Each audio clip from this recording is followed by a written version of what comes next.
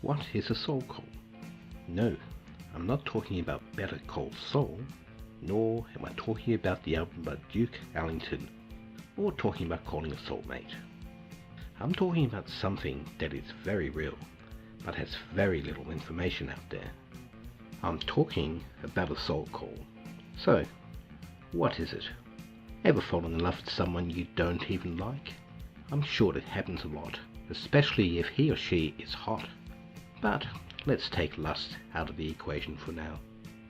If you don't know that a soul call is happening, you will feel like you're falling in love. You can't stop thinking about this person.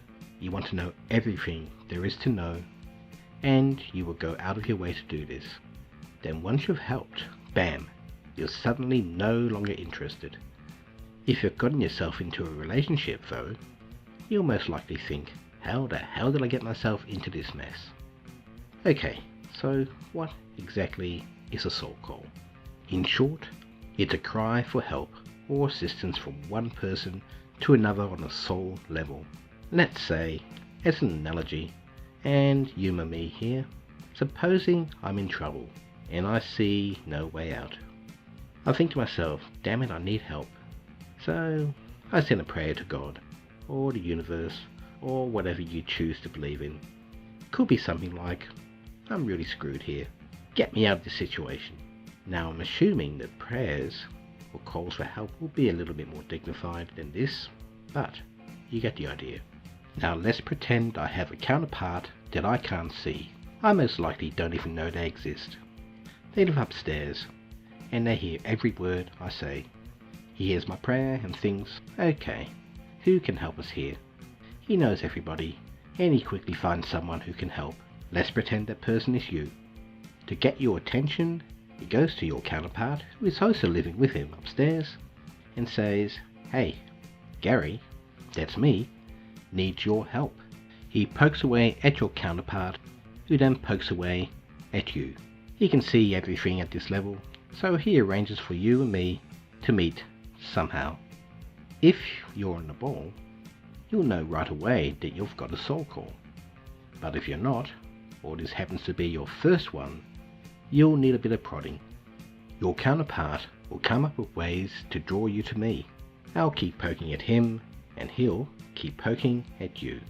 Eventually I'll get your attention, and the next thing you know, I'm telling you about my problems, and you're giving me the solutions. It should be an in and out job, no mess.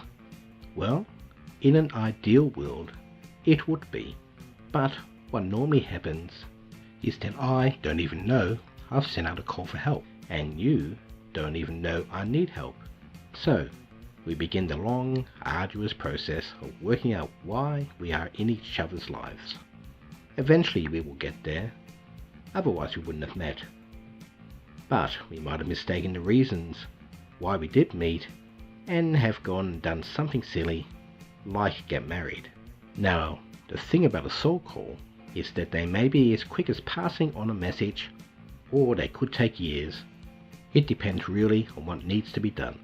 So you're probably wondering, how do I know if this is a soul call, or if I'm really falling in love? Well, generally there's a desire to help. If you're here to save the person, then it's a soul call. If you're here to be with them because you truly feel happy and at peace with them, then it's probably love. Now you're probably thinking by now, okay, I can relate, but gosh damn it, I can't go up to someone I just met and say, hey, I've got a soul call to help you. They'll put me away, they will. Yeah, I get it. Your first soul call can be embarrassing. Often people tell me that once they have identified that they have a soul call, they have no idea how to approach it. They say they feel foolish or silly going up to someone and giving them a message. My advice is to tell them this. I have a feeling I have something to tell you, and it's up to you how you decide to use it. Then you can just tell them the message. Very seldom do people think you're crazy, as often it's what they need to hear. Not all soul calls are messages though. Some of them may be helping out with problems of a different kind. Generally though, when you're called, it's because you have the tools and abilities to provide the solution that is needed. Of course, sometimes the caller may not be ready for your help. You might get a pull to help, then when you get to them, that pull might just disappear. You can't do anything about it. All you can do is wait to see if it comes back, and then act if it does. It just means the other person is not ready, or maybe they've changed their mind, or maybe things have resolved themselves. A soul call doesn't have to be just you aiding another. It can work both ways. You might bring what is needed to them, but that person can also bring what is needed for you. Such calls are a blessing, and both parties can really grow. Soul calls are much more common than you may believe.